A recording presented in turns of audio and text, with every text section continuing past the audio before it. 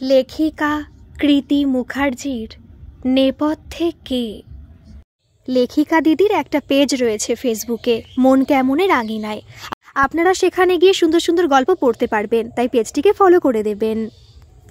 আজ সকাল থেকে অফিসে ভীষণ প্রেসারে রয়েছেন সৌগত দত্ত। লাস্ট ডিলটা সামান্য কারণে হাতছাড়া হয়েছে, তাই বসের সমস্ত রাগ গিয়ে পড়েছে টিমমেটসদের ওপর। অন্য সময় হলে সৌগত এতটা প্রায়োরিটি দিত না বসকে, কিন্তু সামনেই একটা প্রমোশনের ব্যাপার রয়েছে, তাই এখন একটু সহ্য করাই ভালো। কাজের মাঝে আজ পিহুকেও একবারও ফোন করা হয়নি। এই মেলটা হয়ে গেলে এবার পিহুকে হোয়াটসঅ্যাপে একটা মেসেজ করতে হবে। পিহু ওর স্ত্রী। এই 7 মাস হলো রীতিমতো প্রি ওয়েডিং, মেহেন্দি, সঙ্গীত সব কিছু নিয়ে ধুমধাম করে বিয়ে হয়েছে। অফিসের সবাইকে নেমন্তন্ন করেছিল সৌগত। এখন অবশ্য এত ঝাড় খাবার পর একটু আফসোস হচ্ছে। এই বস লোকটাকে বেকার নেমন্তন্ন করেছিল, তাও আবার উইথ ফ্যামিলি। ভাবনায় ছেদ পড়ল। টিমমেট শান্তনু পাশ থেকে ধীর গলায় ডাক দিচ্ছে, ও সৌগত দা, যাবে নাকি কফি খেতে? সৌগত বলল, খেপেছিস? স্যার এখনই চলে এলে আবার এক রাউন্ড লেকচার শুনতে হবে। শান্তনু বলল, উফ, এত ভেবো না তো, চলো যাই। মাথাটা হ্যাং হয়ে গেছে অনেকক্ষণ, কাজেই শান্তনুর প্রপোজালটা অ্যাকসেপ্ট করলো সৌগত। দুজনে মিলে গেল ক্যাফেটেরিয়ায়। ব্ল্যাক কফি নিয়ে বেশ আড্ডাটা জমে উঠেছিল শান্তনুর সাথে। 2-1 অন্য ডিপার্টমেন্টের বন্ধুও ছিল। ওঠার আগে এক ফাঁকে পিহুকে মেসেজটাও করে নিল, কি করছো? ব্রেকফাস্ট কমপ্লিট তো নাকি? এক গাদা রান্না করে রাখার দরকার নেই, রাতে ভাবছি আজ চাইনিজ অর্ডার করব। পরপর 3টে মেসেজ করে সৌগত ফোনটা পকেটে ঢুকিয়ে আবার অফিসে চলে গেল। অনেক কাজ বাকি। দুপুর 1:45 অর্থাৎ 1:45। সৌগত অফিস ক্যান্টিনে কল করার জন্য একবার ফোনটা হাতে নিল। কি ব্যাপার, এতক্ষণ হয়ে গেল, পিহুর কোনো রিপ্লাই নেই কেন? হোয়াটসঅ্যাপটা ওপেন করে সৌগত দেখল মেসেজগুলো একটাও ডেলিভার হয়নি, কিন্তু এমনটা তো হওয়ার কথা নয়। বাড়িতে 24 ঘন্টা ওয়াইফাইয়ের কানেকশন আছে। অগত্যা বেরিয়ে এসে সৌগত ফোন করল পিহুকে, কিন্তু ফোনটাও সুইচড অফ। বেশ চিন্তায় পড়ল সৌগত। লাস্ট 6th মান্থে এইরকম কখনোই হয়নি। উল্টে সৌগত ফোন অফ করে রাখলে পিহু রেগে যেত। টিমমেটরা সবাই এখন লাঞ্চে, শুধু সৌগত যায়নি। ল্যাপটপ স্ক্রিনের দিকে একমনে তাকিয়ে কাজ করে যাচ্ছে, আর মাঝে মাঝে চেক করছে মোবাইলটা। হঠাৎ শান্তনু হন্তদন্ত হয়ে এসে বলল, সৌগতদা, আমি আজকে বেরিয়ে যাচ্ছি, একটু প্রবলেম হয়েছে, ওকে? সৌগত বলল, কেন রে, সিরিয়াস কিছু? শান্তনু বলল, আর বলো না, লাস্ট উইক শ্রাবণীকে শপিংয়ে নিয়ে যাব বলেছিলাম, তারপর একেবারে ভুলে গেছি। আজকে নিয়ে যেতে না পারলে আনঅফিসিয়ালি ডিভোর্স কনফার্ম। সৌগত হেসে বলে উঠল, অফিসিয়ালি বিয়ে করার আগে আনঅফিসিয়ালি ডিভোর্স হলে তোর প্রেস্টিজ আর থাকবে না, তুই যা। ল্যাপটপটা ব্যাগে কোনো রকমে ঢুকিয়ে শান্তনু ছুট দিল। সৌগত বেরিয়ে যেতে পারলে ভালো হতো, কিন্তু একদিনের টিম থেকে দুজনে হাফ টাইম করে বেরিয়ে গেলে বস আর রক্ষে রাখবে না। আধ ঘন্টা পর হঠাৎ ফোনটা বেজে উঠল। স্ক্রিনে নাম উঠছে সুব্রত। সুব্রত আর সৌগত স্কুল জীবনের বন্ধু। মেদিনীপুর হাই স্কুল থেকে উচ্চ মাধ্যমিক পাশ করার পর 2 বন্ধু কলকাতায় এলো কলেজে পড়তে। তারপর একসাথে গ্রাজুয়েশন, মাস্টার্স কমপ্লিট করে চাকরিতে জয়েন করা। বন্ধুত্বটা কিন্তু সেই অভিন্নই থেকে গেছে। সৌগতর অ্যাপার্টমেন্টের থেকে 2 হাত দূরেই একটা অ্যাপার্টমেন্টে থাকে সুব্রত। সৌগতর বাড়িতে ভালো মন্দ কিছু রান্না হলেই ডাক পড়ে সুব্রতর। বন্ধুকে সাথে নিয়ে খেতে বসে ভারী আনন্দ পায় সৌগত। শুধু তাই নয়, পিহুও সুব্রতকে ভালোবাসে। ঠাকুরপো বলতে একেবারে অজ্ঞান। যাই হোক, আপাতত সুব্রতর ফোনটা এখন এসে ভালোই হয়েছে। ও মাঝে মধ্যে ওয়ার্ক ফ্রম হোম করে। আর যদি বাড়িতে থাকে তাহলে একটিবার ওকে বলবে পিহুকে দেখে আসার জন্য। ফোনটা তুলে সৌগত কিছু বলার আগেই সুব্রত ওপাশ থেকে বলে উঠল, কিরে বৌদি কোথায়? কখন থেকে ফোন করছি, কোনো রেসপন্স নেই, ফ্ল্যাটও তো বন্ধ। সৌগত বলল, ফ্ল্যাট বন্ধ কি করে জানলি তুই? সুব্রত বলল, কি করে আবার জানবো? তোর ফ্ল্যাটের দরজার সামনে দাঁড়িয়ে ফোন করছি, তাই বলতে পারছি। সৌগত বলল, তুই আমার বাড়িতে এখন কি করছিস? আমি তো অফিসে। সুব্রত বলল, বোকা বোকা কথা বলিস না, জানি তুই অফিসে, আমিও কাজই করছিলাম। হঠাৎ পেন ড্রাইভটা দরকার পড়ায় ওটা নিয়ে যেতে এসে দেখি ফ্ল্যাটের দরজা বন্ধ। না, আর অপেক্ষা করা ঠিক হবে না। ম্যানেজারের 2-4টে কড়া কথা শুনে অফিস থেকে বেরিয়ে গেল সৌগত। র্যাপিডো পার্টনারের বাইকে করে ফ্ল্যাটের সামনে আসতেই সৌগত দেখল সুব্রত দাঁড়িয়ে আছে, হাতে সিগারেট। বাইক থেকে নেমে টাকা মিটিয়ে লোকটাকে বিদায় করল। তারপর সোজা বন্ধুর কাছে গিয়ে প্রশ্ন করল, কিরে, ফিরেছে? ফিরলে আমি এখানে দাঁড়িয়ে থাকতাম? কোথায় গেল বলতো? আমি তো সেই সকালে বেরিয়েছি, তারপর অবশ্য ফোনে মেসেজ করেছিলাম, রিপ্লাই আসেনি দেখে ভাবলাম হয়তো কাজে ব্যস্ত আছে। ইডিয়েট, তুই রিপ্লাই যখন পেলি না, আমাকে তো একবার জানাতে পারতিস, আমি অ্যাটলিস্ট এসে দেখে যেতাম বৌদি বাড়িতে আছে না নেই। সরি রে, বড্ড ভুল হয়ে গেছে। সরি বলে লাভ নেই, এখন বৌদিকে খুঁজতে হবে। দুই বন্ধু মিলে সৌগতর ফ্ল্যাটের সিকিউরিটি গার্ড অসীমের কাছে গেল। সৌগত প্রশ্ন করল, 4 নম্বর ফ্ল্যাটের বৌদিকে কোথাও যেতে দেখেছেন?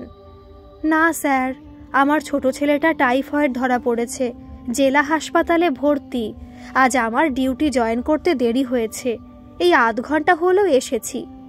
সৌগত বলল, বেশ, তাহলে সিসিটিভি ফুটেজটা দেখান। অসীম বলল, কি করে দেখাবো স্যার? মনে নেই গত মাসেই তো বাচ্চাগুলোর বল লেগে ক্যামেরাটা দফা রফা হয়ে গেল। তারপর তো আপনারা বললেন কি সব সোসাইটি মিটিং ডেকে নতুন ক্যামেরা বসাবেন, কিন্তু সেসব তো আর হয়নি। সুব্রত বলে উঠল, কেমন সোসাইটিতে থাকিস রে? এত টাকা মেইনটেনেন্স দিয়ে আর একটা ক্যামেরা লাগানোর সময় নেই কারোর? সৌগত বেশ বিরক্তির সুরে বলে উঠল, আমার একার বলাতে কিছু হবে নাকি? সেক্রেটারির তো একটা রেসপন্সিবিলিটি থাকা দরকার। সুব্রত বলল, অন্যকে বলে কি হবে, তুইও তো সকাল থেকে দিব্যি ছিলি। নেহাত আমি দরজা বন্ধ থেকে তোকে ফোন করলাম, তাই। সৌগত বলল, বলছি তো ভুল হয়ে গেছে, এখন কথা না শুনিয়ে কি করব সেটা বল। সুব্রত বলল, মেদিনীপুরে কাকু কাকিমাকে একবার ফোন কর, দেখ যদি গিয়ে থাকে। সৌগত বলল, না না, অসম্ভব, বাপি জানতে পারলে আমার 14 গোষ্ঠী উদ্ধার করে দেবে, এমনি সারাক্ষণ কথা শোনাচ্ছে। সুব্রত বলল, কথা শুনতে হলে শুনবি, কিন্তু ফোন করাটা এখন ইম্পর্টেন্ট, বুঝলি? সৌগত ফোন করল মেদিনীপুরের বাড়িতে। ভাগ্য ভালো বাবা নয় মা ফোনটা ধরেছে।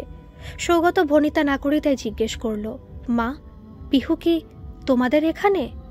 সৌগতর মা অপর্ণা দেবী বেশ অবাক হয়ে বলে উঠলেন, পিহু এখানে কোথা থেকে আসবে? তোকে ছাড়াও কবেই বা এখানে একা একা এসেছে? না মানে কি মানে করছিস? কি হয়েছে খুলে বল আমাকে, বৌমা কোথায়?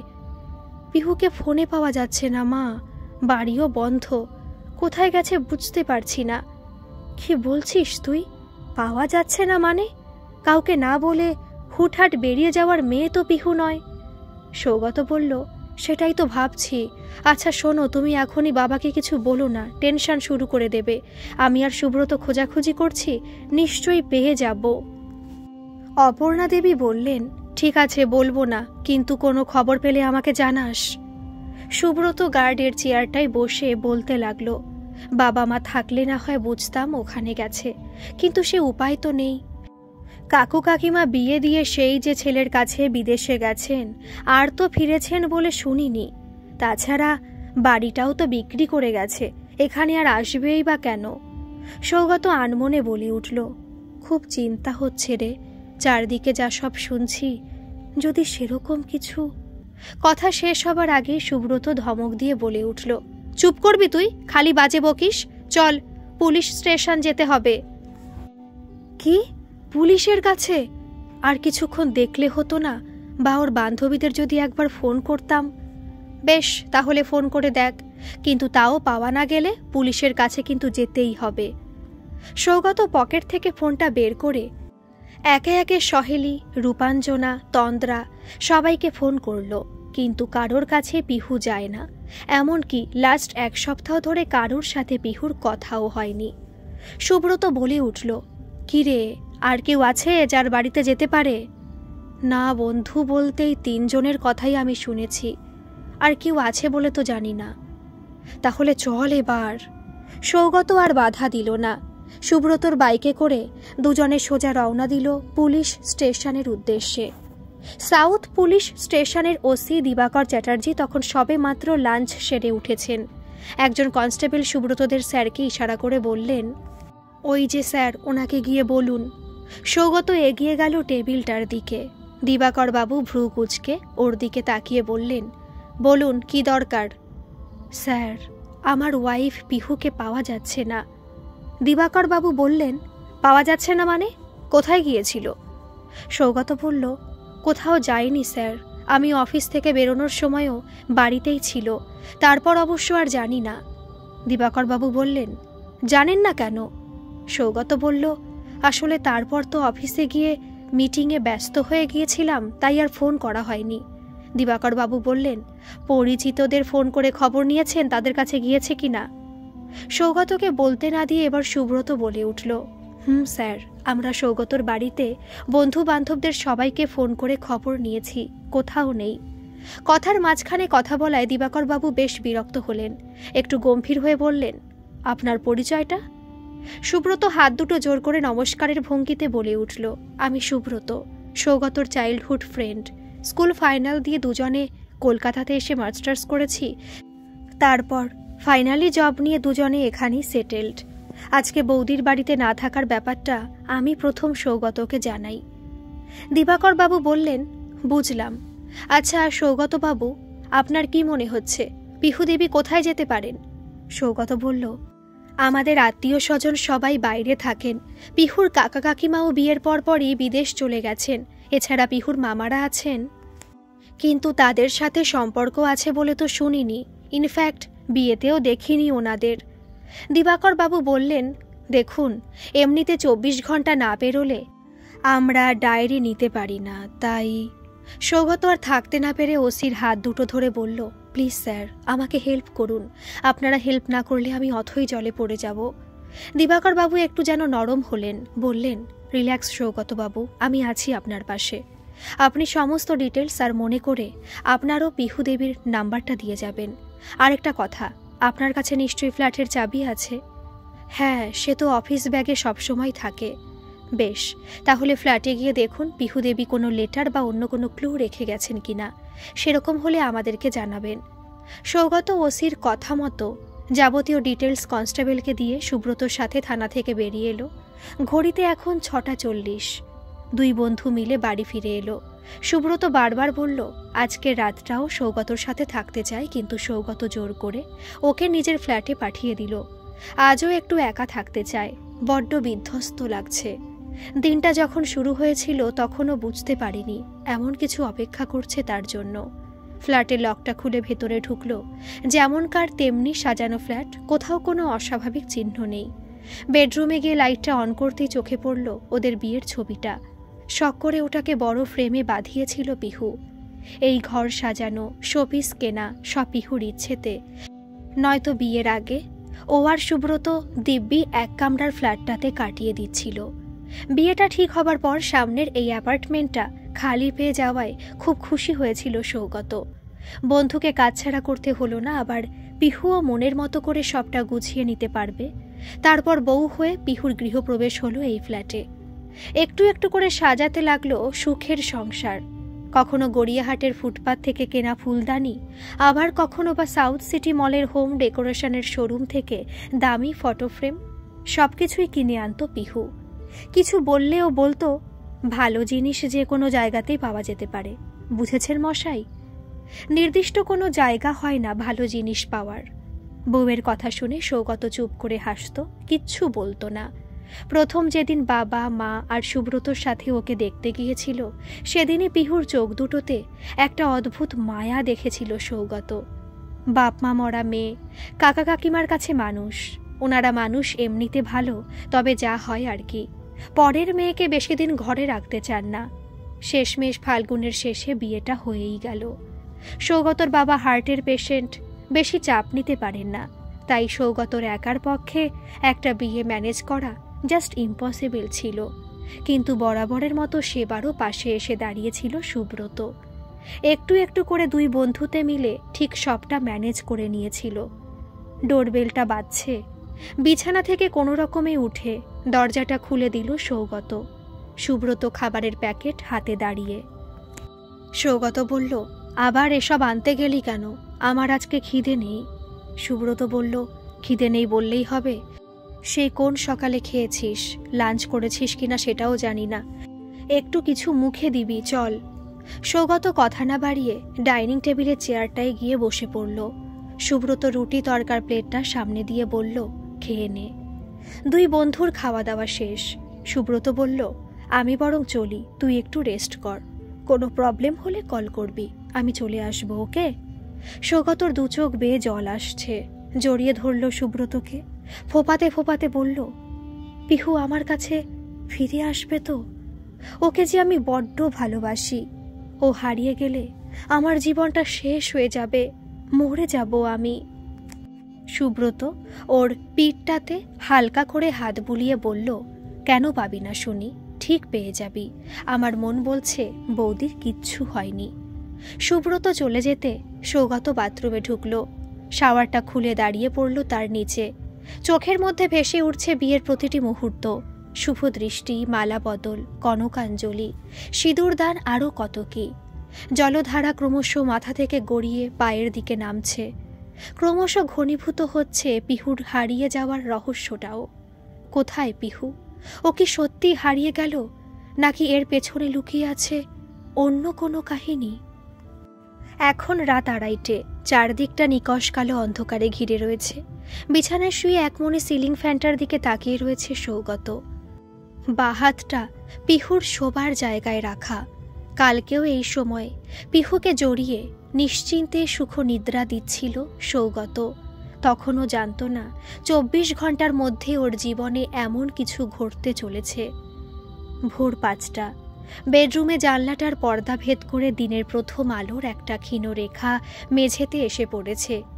এই মুহূর্তে পিহু তার ফার্স্ট প্রায়োরিটি, তাই ওকে খুঁজে না পাওয়া পর্যন্ত অফিসে যেতে পারবে না। অতএব টেবিল থেকে ল্যাপটপটা নিয়ে ম্যানেজারকে মেল করল সৌগত। তারপর শাট ডাউন করে আবার রেখে দিল ল্যাপটপটা। ফোনটা বাজছে। স্ক্রিনে দিবাকর বাবুর ফোন। ক্লান্ত গলায় ফোনটা তুলে সৌগত বলল, বলুন স্যার। দিবাকর বাবু বললেন, আপনি বাড়িতেই আছেন তো মিস্টার দত্ত? আমি আসছি কিছুক্ষণের মধ্যে। হ্যাঁ, বাড়িতেই আছি, আপনি আসুন। দিবাকর বাবু এসে উপস্থিত হলেন সৌগতর ফ্ল্যাটে। কথাবার্তা সারার মাঝেই ঘুরে দেখতে লাগলেন চারদিক। একসময় সৌগত বাবুকে বললেন, মনে হচ্ছে আপনার স্ত্রী বেশ রুচিশীল মানুষ মিস্টার দত্ত, একদম পারফেক্ট। পিহু রবীন্দ্রভারতী থেকে বাংলায় MA করেছে।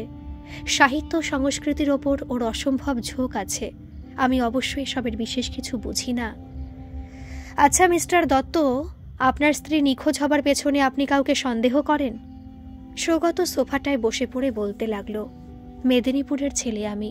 বাবা সাধারণ সরকারি কর্মী ছিলেন। বাকি সব সাধারণ ছেলের মতো আমিও একটা কর্পোরেট সংস্থায় কাজ করি। 10টা 5টা ডিউটি, বসের চোখ রাঙানি, কলিগদের সাথে আড্ডা, উইকেন্ডে পিহুকে নিয়ে একটু বেড়াতে যাওয়া, আর কখনো কখনো সুব্রতর সাথে একসঙ্গে বসে ম্যাচ দেখা। এটাই তো আমার জীবন স্যার। জ্ঞান তো কোনোদিন কারোর ক্ষতি করিনি, এমনকি ক্ষতি করার কথা চিন্তাও করিনি। বন্ধুদের সাথে মতভেদ যে কখনো সখনো হয়নি এমনটা নয়, কিন্তু সেসব তো সবার মাঝেই হয়, এ আর নতুন কি? দিবাকর বাবু বললেন, দেখুন মিস্টার দত্ত, আপনার স্ত্রী নিখোঁজ হওয়াটা বেশ রহস্যের সৃষ্টি করেছে। সবচেয়ে বড় কথা, কোথাও কোনো ক্লু নেই। আপনার কথা মতো দাম্পত্য জীবনে আপনাদের অশান্তি ছিল না, কাজেই আত্মহত্যা উনি করেননি। তবু তর্কের খাতিরে ধরে নিলাম যদি করেন তাহলেও অন্তত পক্ষে একটা সুইসাইড নোট পাওয়ার কথা। কিন্তু কোথায় সেসব? হ্যাঁ, তবে ওনার নাম্বারটা আমরা ট্র্যাক করতে বলেছি। ওটা রেজাল্ট এলে আশা করি কিছু একটার হদিশ পাবো। সৌগত এক দৃষ্টে তাকিয়ে থেকে দিবাকর বাবুর কথাগুলো শুনে গেল। দিবাকর বাবু বললেন, এখন আসি মিস্টার দত্ত, আপনি কিছুক্ষণ পর থানায় এসে মিসিং ডায়েরিটা করে যান, তাহলে অফিসিয়ালি আমি কাজ শুরু করতে পারবো। আরেকটা কথা, আমার এখানে আসার খবরটা এই মুহূর্তে আপনি কাউকেই বলবেন না, খুব কাছের কাউকেও না, বুঝেছেন? সৌগত মাথা নিচু করে উত্তর দিল, দেখতে দেখতে আজ 48 ঘন্টা অতিক্রান্ত। পিহুর কোনো হদিশ পুলিশ পায়নি। দিনের আলোয় একটা মেয়ে রাতারাতি উধাও হয়ে গেল। খবরটা শহরে বেশ সাড়া ফেলেছে। শুধু তাই নয়, সৌগতর বাড়িতে হানা দিয়েছে মিডিয়ার দল। সৌগত হাত জোর করে তাদের বিদায় করেছে। এসব ক্যামেরা ঝলকানি তার কোনো কালই পছন্দ নয়, আর এখন তো এসবের প্রশ্নই ওঠে না। অপর্ণা দেবী আর সৌগতর বাবা ছেলের কাছে কলকাতায় চলে এসেছেন। আত্মীয় স্বজনদের ক্রমাগত ফোন আসছে। সবাইকে উত্তর দিতে দিতে ওরা এখন ক্লান্ত।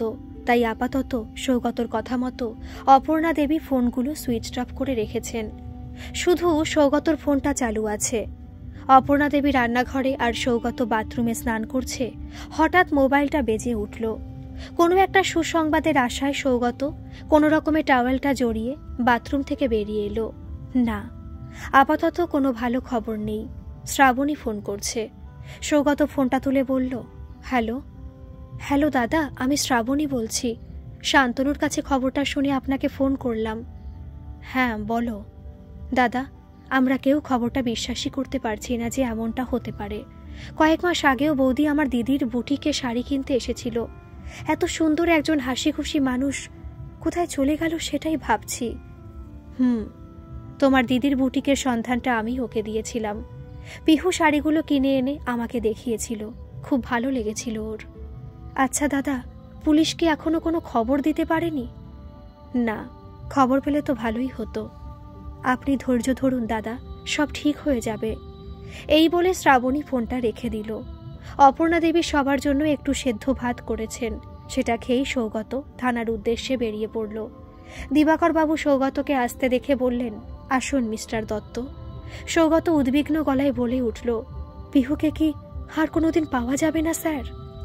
কি বলি বলুন তো মিস্টার দত্ত, পিহু দেবীর ফোন নাম্বারটা ট্র্যাক করে যে লোকেশনটা পাওয়া গেল সেটা আদপে একটা জনমানব শূন্য এলাকা। ওখানে গোটা শহরের আবর্জনা ফেলা হয়। তবে এটুকু শিওরলি বলতে পারি, পিহু দেবীর ফোনটা শেষবার ওখানেই ছিল। তবে উনি সেখানে সশরীরে ছিলেন কিনা সেটা এখনই বলা মুশকিল। ওসির কথাগুলো শুনে আরও একবার আশাহত হয়ে বাড়ি ফিরল সৌগত। দুপুর 3:30। গত 3 দিনে শরীরটার ওপর দিয়ে অনেক ঝড় বয়ে গিয়েছে। ক্লান্তিতে দুচোখে ঘুম নেমে এসেছে সৌগতর। হঠাৎ ফোনের আওয়াজটা কানে আসতে ধরফড়িয়ে উঠে বসল সে। ও প্রান্ত থেকে দিবাকর বাবুর গলা, সরি মিস্টার দত্ত, আমাদের ইনভেস্টিগেশনে একটা খুব বড় মিস্টেক হয়ে গেছে। ওই জনমানব শূন্য এলাকাটা ছাড়াও আরেকটি জায়গায় আপনার ওয়াইফের ফোনে লোকেশন দেখা গিয়েছে। আমি টিম নিয়ে ওখানেই যাচ্ছি। কাইন্ডলি আপনিও রেডি থাকুন।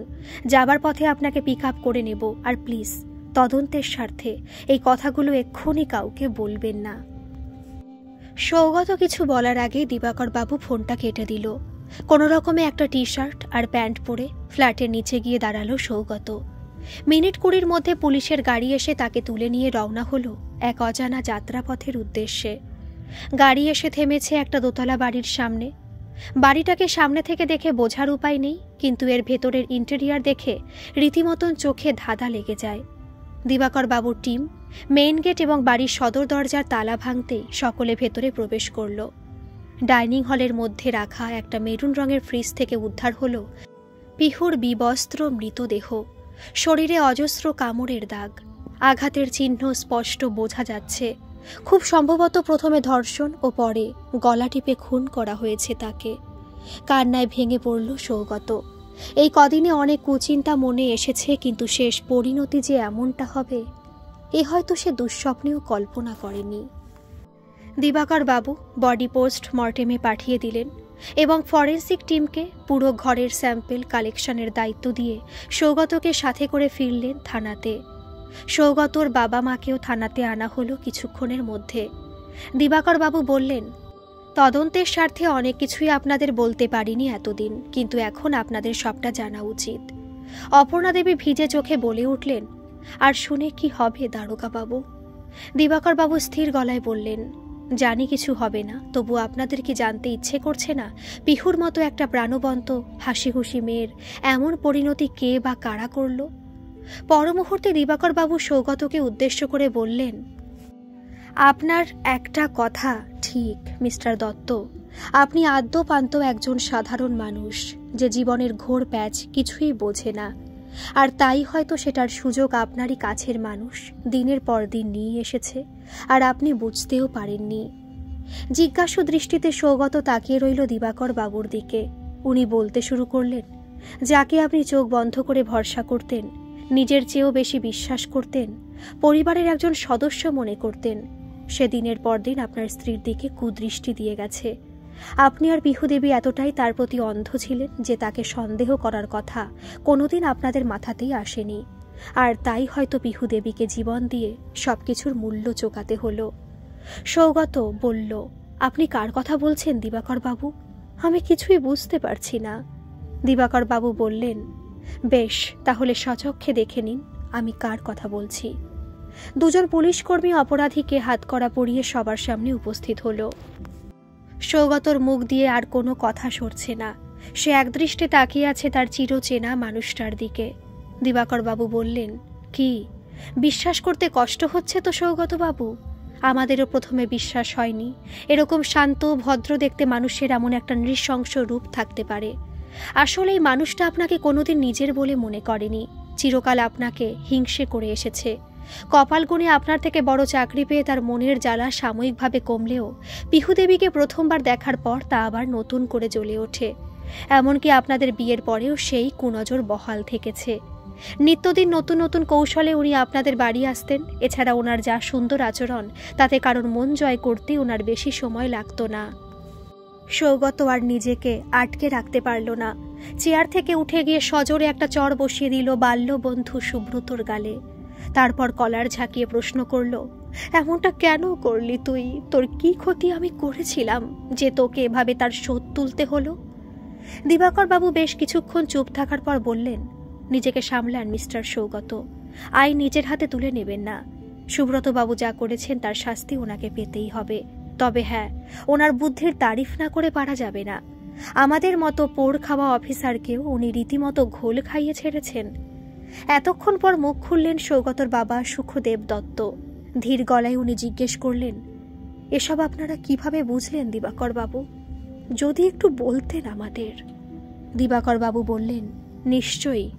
আসলে প্রথমে সন্দেহের তালিকায় সৌগত বাবুও ছিল। ওনাকেও আমরা পুরোপুরি বিশ্বাস করতে পারিনি। যতই হোক, বাড়ির বউকে খুন করে গুম করার ঘটনা আমাদের চারপাশে আকছার ঘটছে, তাই এই ঘটনাকেও আমরা অনেকটা সেই রকম বলেই ধরে নিয়েছিলাম। কিন্তু প্রমাণ ছাড়া তো কাউকে দোষী সাব্যস্ত করা যাবে না, তাই সবার অলক্ষ্যে আমি একাই প্রমাণ জোগাড় করতে থাকি। সৌগত বাবুদের ফ্ল্যাটের সিসিটিভি ক্যামেরা খারাপ, এটা আমি জানতে পেরে একটু আশাহত হয়েছিলাম, কিন্তু তারপর কি মনে করে আশেপাশে সমস্ত সিসিটিভি ফুটেজগুলো কালেক্ট করে চেক করতে থাকি। সুব্রত বাবু আমাকে জানিয়েছিলেন পিহুদেবীর নিখোঁজ হবার ব্যাপারটা উনি প্রথম বুঝতে পেরেছিলেন। তাই আমি ঠিক করি সুব্রত বাবুর ফ্ল্যাটের সিসিটিভি ফুটেজটাও চেক করব। তাতে অন্তত কটার সময় সুব্রত বাবু সৌগতদের ফ্ল্যাটে গিয়েছিলেন সেটা জানা যাবে। সিঁড়ির কাছের ফুটেজটা চেক করার সময় আমি দেখলাম সুব্রত বাবু নিজের ফ্ল্যাট থেকে একবার বেরিয়েছিলেন প্রায় বেলা 11:30টায়, অর্থাৎ সৌগত বাবুর অফিস পৌঁছানোর ঠিক 1 ঘন্টা পরেই। কোথায় বেরিয়েছিলেন সেটা অবশ্য তখন আমি বুঝতে পারিনি। এরপর 11:45 অর্থাৎ 11:15 নাগাদ সুব্রতবাবু গ্যারেজ থেকে নিজের কালো রঙের গাড়িটা বের করলেন। ওনার পরনে তখন ছিল জিন্স এবং সাদা টি শার্ট। গাড়ি যখন বের করেছেন তখন নিশ্চয়ই তিনি বাইরে যাবেন। অতএব ট্রাফিক পুলিশের সাহায্যে আমি চৌরাস্তার সিসিটিভি ফুটেজ জোগাড় করলাম। 11:50 সুব্রতবাবুর গাড়ি এসে থামল চৌরাস্তার সিগন্যালে। হাতে স্টিয়ারিং এবং পাশের সিটে লাল সালোয়ার কামিজ পরা পিহু দেবী। সৌগত বলল, কি বলছেন আপনি? পিহু ছিল সুব্রতর গাড়িতে? দিবাকর বাবু বললেন, ইয়েস মিস্টার দত্ত, আপনার স্ত্রী ছিলেন সুব্রত বাবুর গাড়িতে, অর্থাৎ 11:30টায় যখন সুব্রত বাবু নিজের ফ্ল্যাট থেকে বেরিয়েছিলেন তখন খুব সম্ভবত উনি আপনার ফ্ল্যাটে পিহু দেবীর সাথে দেখা করতে গিয়েছিলেন। আপনাদের ফ্ল্যাটের সিসিটিভি ক্যামেরা ঠিক থাকলে আই অ্যাম শিওর সেটাও ঠিক একই কথা বলতো। এরপর আসি আমাদের মিস্টেকের কথায়। চৌরাস্তার মোড়ে পিহু দেবীর ফোনে লোকেশন একবার দেখা গিয়েছিল, কিন্তু আমরা সেটি মিস করে যাই। এরপরে পিহু দেবীর ফোন সুইচ অফ হয়ে যায় এবং আশা করা যায় সেটিও সুব্রত বাবুরই কাজ। বেলা 12:30 নাগাদ পিহু দেবীর ফোন শেষবারের মতো দোতলা বাড়ির সামনে চালু করা হয়েছিল। তবে সেটা খুবই কম সময়ের জন্য, ওই 10 থেকে 15 মিনিট বলতে পারেন। সুব্রতবাবু নিজের অসৎ উপায়ে অর্জন করা টাকা দিয়ে এই দোতলা প্রাসাদময় বাড়িটি বানিয়েছিলেন। লোকচক্ষুর আড়ালে দীর্ঘদিন ধরে উনি নারী পাচারকারীদের সাথে জড়িত ছিলেন। ওনার বাড়ি থেকে সেই সংক্রান্ত প্রমাণও আমরা পেয়েছি। পিহুদেবীকে সুব্রতবাবু জানিয়েছিলেন একটি রোড অ্যাক্সিডেন্টে আপনি গুরুতর আহত হয়ে নার্সিংহোমে ভর্তি। যেহেতু পিহুদেবী ওনাকে অন্ধের মতো বিশ্বাস করতেন, তাই বেরোনোর আগে একবারের জন্য অন্য কিছু ভাবেননি। এমনকি আপনাকেও ফোন করার কথা ওনার মাথাতে আসেনি, অথবা এসে থাকতে পারে, কিন্তু সুব্রতবাবু ফোন করার সুযোগ ওনাকে দেননি। যাই হোক, এরপর পিহুদেবীকে নার্সিংহোমের বদলে সুব্রতবাবু সোজা ওই বাড়িটিতে নিয়ে যান। ওখানে পৌঁছে পিহুদেবী কিছু একটা খারাপের আভাস নিশ্চয়ই পেয়েছিলেন। সম্ভবত তখনই তিনি আপনাকে ফোন করার চেষ্টা করেন, তাই অল্পক্ষণের জন্য ফোনে লোকেশন ওই বাড়িটিতে দেখা যাচ্ছে। তবে পিহুদেবীকে খুন করার ইচ্ছে বোধহয় সুব্রতবাবুর ছিল না। উনি চেয়েছিলেন বেশ কিছুদিন ভোগ করার পর একজন বড় দালালের কাছে ওনাকে বিক্রি করে দিতে, কিন্তু শেষ মুহূর্তে সুব্রতবাবু ভয় পেয়েছিলেন। উনি ভাবতে থাকেন, কোনোদিন যদি ওই অন্ধকার জগৎ থেকে বেরিয়ে এসে পিহুদেবী সমাজের সকলের সামনে তার আসল পরিচয় ফাঁস করে দেয়, তাহলে সারা জীবনের জন্য ওনার এই ব্যবসা বন্ধ হয়ে যাবে, এমনকি জেলের ঘানিও টানতে হতে পারে। তাই শেষ পর্যন্ত ধর্ষণ করার পর সুব্রতবাবু ওনাকে মেরে ফেলাই শ্রেয় বলে মনে করেন। খুনের পর পিহুদেবীর বডি তক্ষুনি সরিয়ে ফেলা তার পক্ষে সম্ভব ছিল না, তাই তিনি সেটিকে ফ্রিজের ভেতর ঢুকিয়ে দেন। তারপর ওই আবর্জনাপূর্ণ জায়গাটিতে গিয়ে পিহুদেবীর ফোনটিকে নষ্ট করে ফেলেন। তাই শেষবারের মতো আপনার স্ত্রীর ফোনের লোকেশন ওই জায়গাটিতে দেখাচ্ছে। এরপর বাড়ি ফিরে ড্রেস চেঞ্জ করে সৌগতবাবুর ফ্ল্যাটে গিয়ে ওনাকে ফোন করেন এবং বলেন পেন ড্রাইভ নেওয়ার জন্য উনি সৌগতবাবুর ফ্ল্যাটে এসেছেন, কিন্তু দরজা বন্ধ। কি তাই তো সৌগতবাবু? বেলা 2:15 সময় ফোন পেয়েছিলেন তো আপনি সুব্রতবাবুর থেকে? সৌগত মাথা নেড়ে দিবাকরবাবুর কথায় সম্মতি জানালো। দিবাকরবাবু আবার বলতে শুরু করলেন, সুব্রতবাবুর এই বাড়ি ফিরে গ্যারেজে গাড়ি রাখা এবং নিজের বাড়িতে ঢুকে আবার বাড়ির জামাকাপড় পরে বেরোনোর ফুটেজও আমরা ইতিমধ্যে সংগ্রহ করেছি ওনার ফ্ল্যাটের সিকিউরিটি গার্ডের থেকে, তাই মিথ্যে বলার কোনো উপায় ওনার নেই বললেই চলে। সুব্রতবাবু ভেবেছিলেন এই পুরো ঘটনায় তিনি যেহেতু ফোনের ব্যবহার করেননি এবং সৌগতবাবুর ফ্ল্যাটের সিসিটিভিটি দীর্ঘদিন ধরে খারাপ, তাই সহজেই সবার চোখে ধুলো দিতে পারবেন। তাছাড়া আমাদের শহরে রাস্তাঘাটে সিসিটিভি কতদিনই বা ঠিক থাকে বলুন? তাই সব মিলিয়ে উনি বেশ নিশ্চিন্তেই ছিলেন। তবে সবকিছুর মধ্যে উনি এটা ভুলে গিয়েছিলেন, অপরাধ কোনোদিন চাপা থাকে না, আজ না হয় কাল তা প্রকাশ্যে আসবেই। সর্বোপরি ধর্ষণ ও খুনের মতো জঘন্য অপরাধের কোনো ক্ষমা হতেই পারে না। সৌগত আজ বাক্যহারা, দুহাতে মুখ ঢেকে অঝরে কেঁদে চলেছে সে। সেই ছোটবেলা থেকে সুব্রত তার বন্ধু, একসাথে স্কুলে যাওয়া, এক থালায় ভাত খাওয়া। কলকাতাতে এসে এক কামরার ফ্ল্যাটে কত বছর ওরা একসাথে থেকেছে। এমনকি পিহুকে দেখতে যাবার দিনেও সুব্রত গিয়েছিল ওদের সাথে। সেই মানুষটার মনে এত ঘৃণা, এত হিংসে জমা হয়েছিল ভাবতেই পারেনি সৌগত। আর নারী পাচার, নিজের স্ত্রীর প্রতি কুনজর, এ তো তার কল্পনাতীত। সমস্ত সাক্ষ্য প্রমাণ এবং তথ্য প্রমাণের ভিত্তিতে 6 মাস বাদে সুব্রতকে আমৃত্যু কারাদণ্ডে দণ্ডিত করল সর্বোচ্চ আদালত। সন্তুষ্ট না হলেও এই শাস্তিতে কিছুটা সান্ত্বনা পেয়েছে সৌগত ও তার পরিবার। আদালত থেকে বেরিয়ে দিবাকরবাবুকে ধন্যবাদ জানালো সৌগত। দিবাকরবাবু সৌগতকে জড়িয়ে ধরে বললেন, ফর্মালিটির জন্য এতদিন তোমাকে আপনি আজ্ঞে করেছি, কিন্তু দেখতে গেলে তুমি আমার ছেলেরই বয়সী। একটা কথা সব সময় জানবে, বিশ্বাস করা ভালো, তবে অতি বিশ্বাস অজান্তে বিপদ ডেকে আনে। তাই নিজে সাবধান থেকো, সাবধানে রেখো অন্যকে। দিবাকরবাবু ও তার টিম চলে যেতে সৌগত রওনা হলো বাড়ির উদ্দেশ্যে। পিহুর মৃত্যু ওকে এক জীবনে অনেকগুলো পাঠ শিখিয়ে দিয়ে গেল, বুঝিয়ে দিল কাছের বন্ধু হলেই তাকে চোখ বন্ধ করে বিশ্বাস করা উচিত নয়। এছাড়া মানুষ আর মানুষরূপী মানুষের পার্থক্য করতে পারার শিক্ষাটুকু তো আছেই। আজকের এই গল্পটি আপনাদের কেমন লাগলো অবশ্যই কমেন্ট করে জানাবেন, আর ভালো লাগলে একটা সাবস্ক্রাইব করে আমার এই ছোট্ট পরিবারের সাথে যুক্ত হয়ে যাবেন। ধন্যবাদ।